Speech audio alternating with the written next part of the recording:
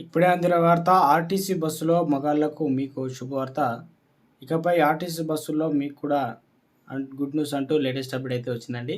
So ఆ వివరాలు ఏంటన్నది వీడియోలో తెలుసుకుందామండి. వీడియోని చివరి వరకు చూడండి, అర్థమవుతుందండి.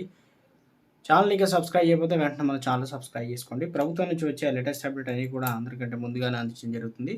అదేవిధంగా లైక్ చేయడం మర్చిపోతున్నారండి. వెంటనే లైక్ చేయండి. లైక్ చేయడం వల్ల ఇటువంటి లేటెస్ట్ అప్డేట్ మిత్రులందరికీ వీడియో తెలుస్తుంది అనమాట. అందరు కూడా షేర్ చేయండి. ఆర్టీసీ బస్ అనగానే మహిళల గుడ్ న్యూస్, కానీ మరి బాయ్స్కు అంటే ఎలాంటిది ఏంటిది అని చూద్దామండి. ఆర్టీసీ బస్సులో మహిళలకు ఉచిత ప్రయాణాల సౌకర్యం కల్పించిన విషయం తెలిసిందే. కాంగ్రెస్ పార్టీ అధికారంలో ఉన్న తెలంగాణలో పాటు కర్ణాటకలో ఈ స్కీమ్ కూడా అమల్లో ఉంది. ముందుగా కర్ణాటకలో ఈ స్కీమ్ ప్రవేశపెట్టారు. అయితే ఉచిత ప్రయాణ స్కీమ్లో ఆర్టీసీ బస్సులో మహిళలు ఎక్కువగా ప్రయత్నిస్తున్నారు. పురుషులకు కూర్చోవడానికి కాదు, కనీసం నిలబడేందుకు కూడా కొన్నిసార్లు కొన్ని బస్సుల్లో చోటు ఉండడం లేదు. ఈ స్కీమ్పై గతంలో అనేక మంది పురుషులు అసహనం వ్యక్తం చేశారు. అయితే కర్ణాటక ప్రభుత్వం ఆర్టీసీ బస్సుల్లో కొన్ని సీట్లు పురుషులకు కేటాయించాలని ఆర్టీసీ సంస్థ ఆదేశించింది. కానీ బస్సులో పురుషులకు కేటాయించిన సీట్లను మహిళా ప్రయాణికులు ఆక్రమించుకుంటున్నారనే ఫిర్యాదు మేరకు కర్ణాటక రాష్ట్ర రోడ్డు రవాణా సంస్థ మైసూరు నగర విభాగం శుక్రవారం ఉత్తర్వులు అయితే జారీ చేసింది. అదేంటంటే బస్సులో పురుషులు నిర్దేశించిన సీట్లను వాళ్ళనే కూర్చోలా చూడాలని సిబ్బందిని ఆదేశించింది.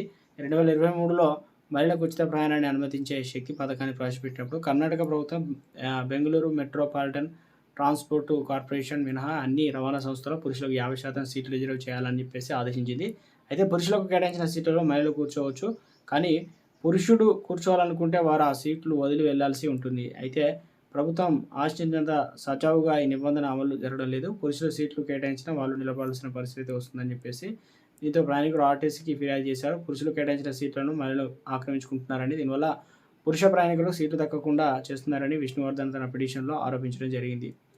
ఇకపై పురుషులు కేటాయించిన సీట్లను వాళ్ళు కూర్చునేలా సిబ్బంది చర్యలు తీసుకోవాలని చెప్పేసి కఠిన ఆదేశాలు అయితే జారీ చేశారు.